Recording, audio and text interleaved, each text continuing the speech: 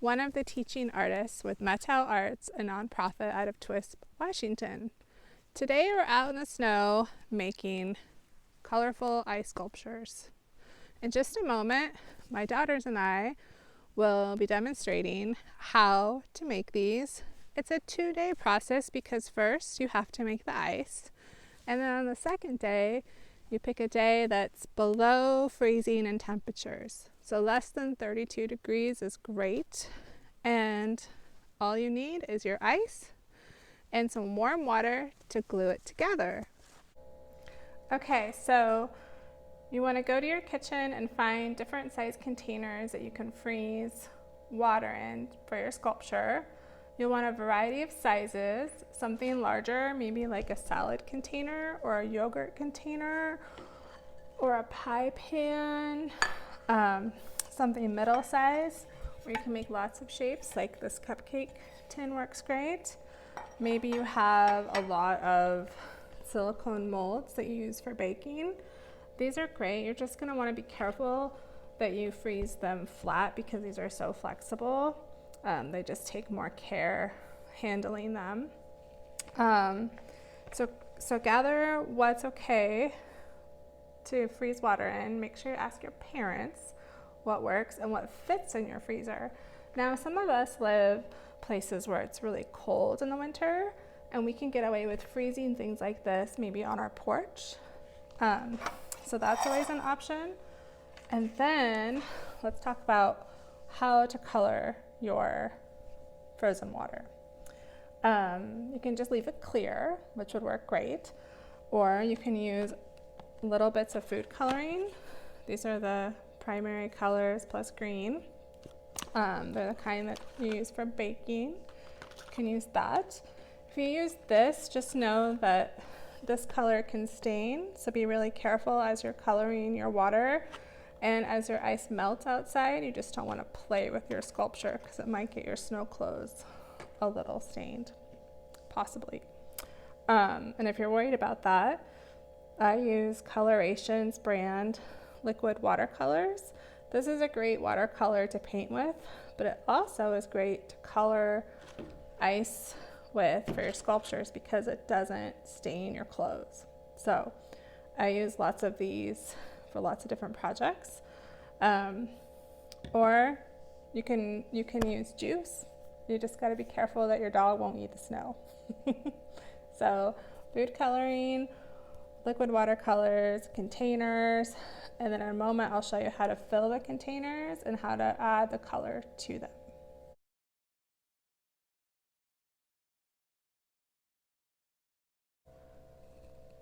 Okay, so I have several containers here that I filled with water, and I want to make sure that the water's not going over the top too much, because if it is, it won't make a nice flat surface, and it'll it's like an ice cube that's overfilled. It'll stick to another one. And I put about 3/4 full of water in every one of these. The bigger size is going to take longer to freeze, and you want something big enough, whether it's something like this or something like this shape, to put as a base for your sculpture, because you want lots of different sizes, right? And then for simplicity, I'll show you how we just use the food coloring, and you just drop a drop in, and it'll go ahead and color that water.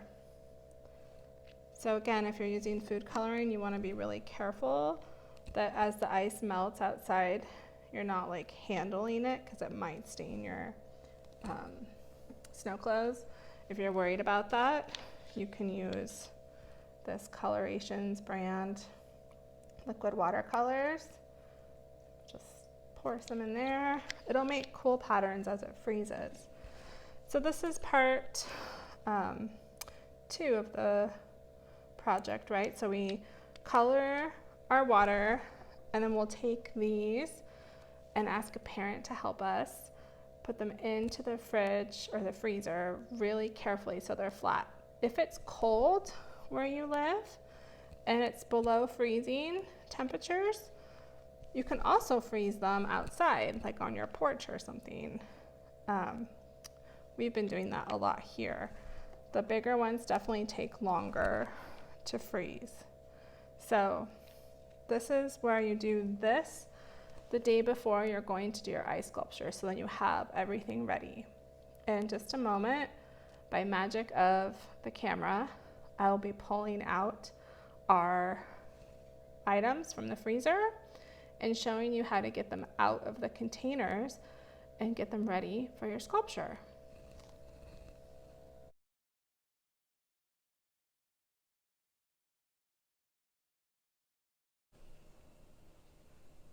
Okay, so I took everything out of the freezer. If you have a silicone mold, you can just pop them out like that. And you can see the cool imprint. This is just a clear one. If they're the cupcake tins, it only takes a moment and you can pop these out. This is where, do you see the food coloring was left? If you play with these, you might get food coloring on your fingers, which is fine to wash off your fingers, but if you're handling it with your snow gloves, you might just want to wash your snow gloves right afterwards. So you can pop those out.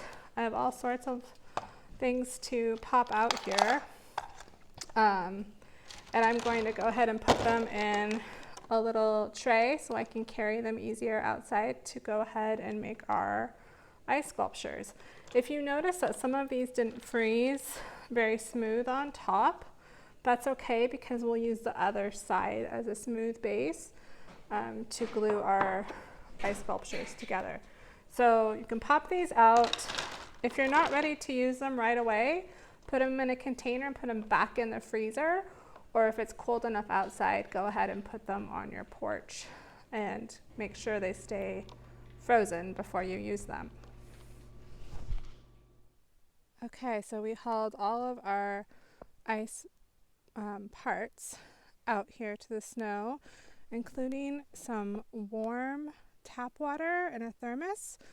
The warm water will be what we use to essentially glue or stick our ice chunks together. And then we made a couple flat spots in the snow for our sculptures. And just pat it down with your glove or shovel. So you go ahead and put your base on the snow and then find a piece you want to glue on. And then you take your hot water and you just put a little bit on the ice you want to glue. Set that down and then you stick it on and you push and just gently press for a few seconds and it will stick to the other ice, and you let go and then you have another piece glued. Okay, it's good to start with the bigger pieces going up and then you can fill in with the smaller ones. If it's not sticking so much, just put a little warm water and snow. And press it down. All right, here's my daughter's finished ice sculptures. They didn't get too tall today. How tall did yours get? What did you notice when you made yours? Thank you so much for doing this lesson with us. Have fun in the snow.